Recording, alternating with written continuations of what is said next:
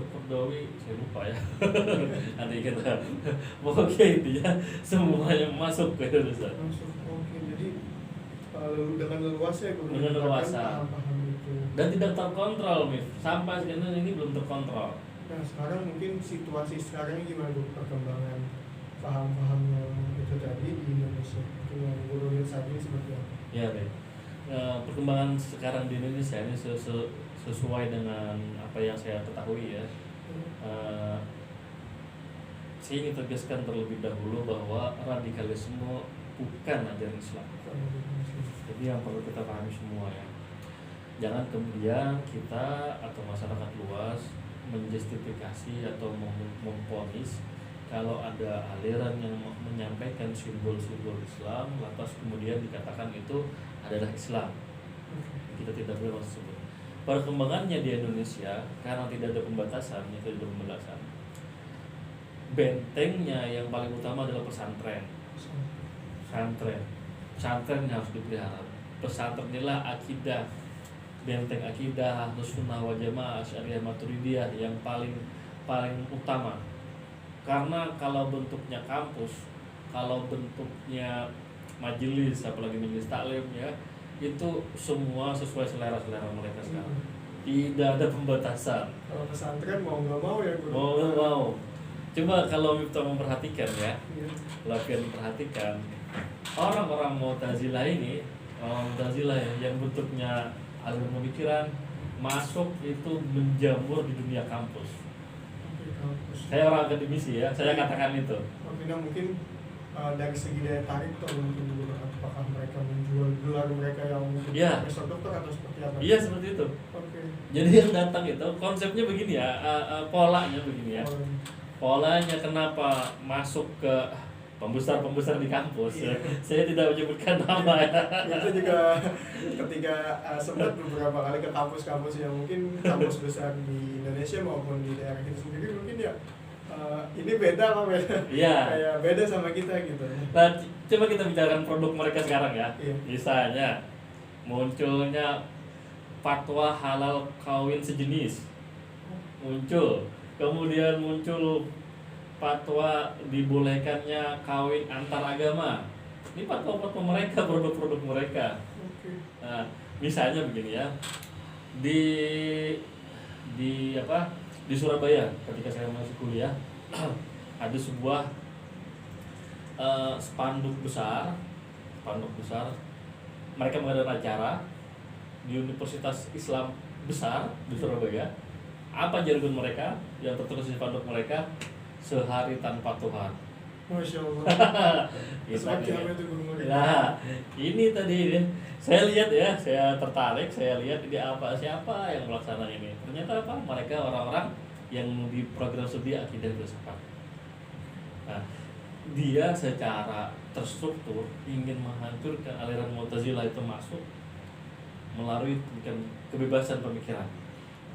Jadi di dunia kampus itu dihalalkan secara keilmuan ya, bukan secara doktrin atau secara akidah, tetapi di dunia kampus ada memiliki mimbar akademik. Jadi secara keilmuan diperbolehkan karena mereka memiliki mimbar akademik di dunia kampus.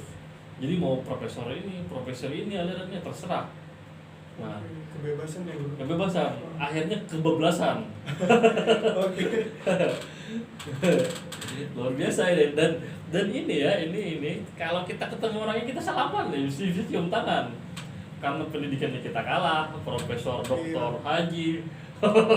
Karena itu memang kita mungkin ya gelar akademisi itu sangat jadi suatu tolak ukur ya. Iya. Nah, jadi kalau polanya masuk ke Indonesia ya, aliran Mu'tazilah ini, saya tidak sebut nama ya. Polanya awalnya diundang dengan scholarship orang-orang berpotensial di Indonesia, kemudian diundang ke negara-negara barat. Jadi saya tidak menyebutkan nama siapapun ya orangnya. Dia dapat beasiswa scholarship pendidikan di barat, yang kemudian di sana dicuci otak mereka, dimasukkan doktrin baru. Indikasi seperti itu, tapi kita tidak boleh sangka buruk kepada siapapun ya. Tetapi pola itulah yang berkembang sampai sekarang. Oke. Jadi mungkin dididiknya tidak di tempat yang benar ya guru. Iya, betul Sedangkan sekali. mereka adalah orang-orang yang memiliki potensi besar ketika bisa menjadi seorang dai. Iya. Nah, itu tadi luar biasa tadi disampaikan dulu bahwa tentang ajaran-ajaran yang itu tadi yang berbahaya begitu. Nah mungkin seberapa besar nih guru bahayanya? Tadi sebutkan dulu bahwa ada yang kawin sejenis, ada yang kawin antar agama. Nah mungkin seberapa besar itu bahaya terhadap kita semua? Bahayanya sangat besar, ini bahayanya sangat besar. Tetapi sebenarnya selain bahayanya tersebut, yang awal harus kita lakukan adalah membentengi kita. Edukasi dulu, edukasi. Bahayanya pertama bisa melanggar hukum-hukum Islam. Kemudian paling fatal bisa terlepas keimanannya, keluar daripada Islam. Jadi bahayanya ini sangat besar. Nah, bagaimana kita di daerah ini ya, kita di daerah kecil, bagaimana cara kita? Kita awali dengan membentengi anfusakum wa ahlikum nar. Kita bentengi dari diri kita dulu. Dimulai dari diri kita sendiri, khususnya kalangan muda nih. Kalangan menunggunya nih. Mudah-mudahan kita semua diberi hidayah oleh Allah Ta'ala sehingga kita memperdalam ilmu tersebut ya. Dengan membentengi kita, khususnya kalangan muda sekarang, di mana kita sekarang kita bonus demografi saya lupa demografi, di mana kalangan muda yang berumur 40 tahun ke bawah itu sekarang menjadi mayoritas, masa produktifnya paling banyak. Nah itu harus kita pahamkan dulu. Ini salah satu proses kita. Jadi kita seperti ini salah satu edukasinya.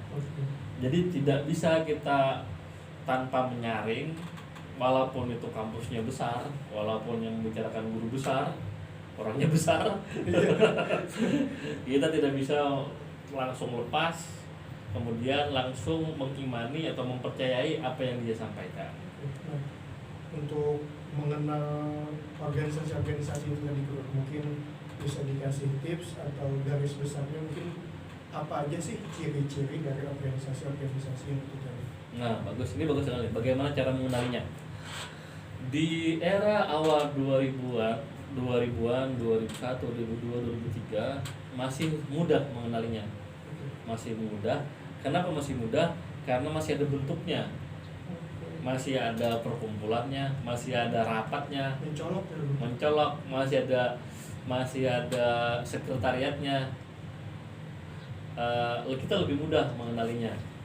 Kemudian berjalannya waktu, setelah berjalannya waktu itu lebih sulit sekarang, melebur, dan yang repotnya tidak terbatas oleh tempat lagi karena mereka menggunakan dunia maya.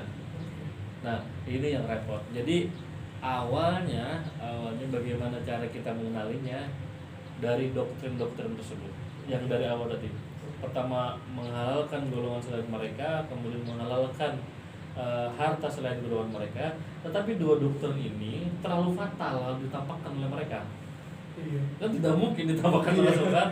Nah lalu mereka melakukan kamuflase, sehingga secara organisir dia berubah-ubah.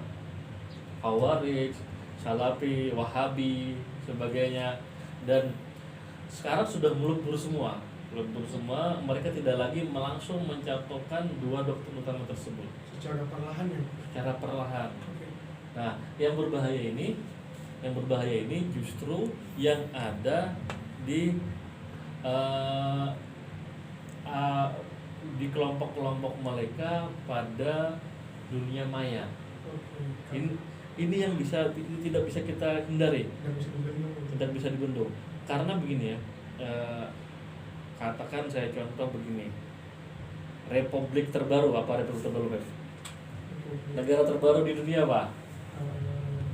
Timor Leste atau bukan? Apa nggak tahu? Lupa. Lupa ya. Ada negara baru, negara Facebook. Facebook ya.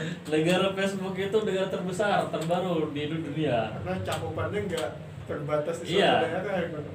Negara Facebook itu negara dengan produk terbesar. lebih 2 miliar penduduk.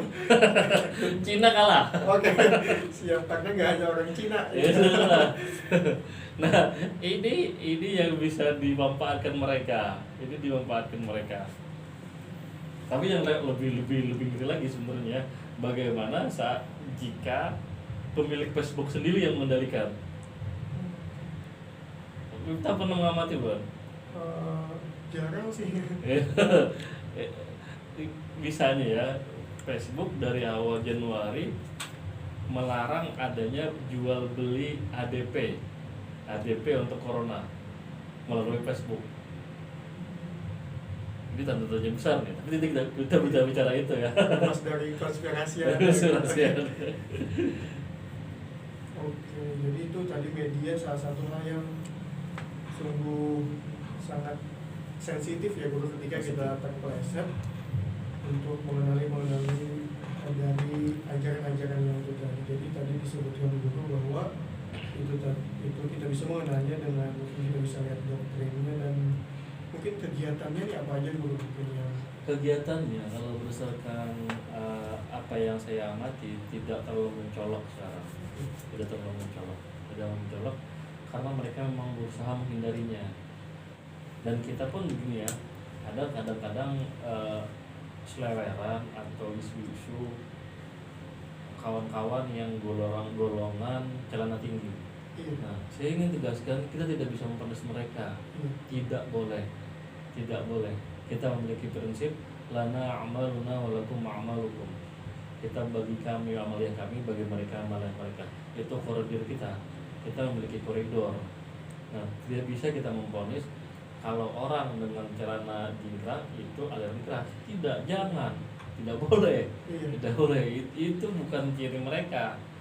Nah, kita tidak bisa mengatakan kalau orang yang celananya tinggi-tinggi itu alergi keras. Tidak boleh. Nah, hanya yang perlu kita amati adalah pergerakannya. Kalau secara langsung mudah. Misalnya secara langsung begini ya, dia misalnya mengisolasikan diri tanpa sebab di masyarakat, tidak bersosialisasi, ini bisa kita mulai waspada. Berbeda sendiri. Misalnya ada ya pendengar sekalian di daerah mereka masing-masing ada yang beda sendiri, tidak ada terlihat sibuk.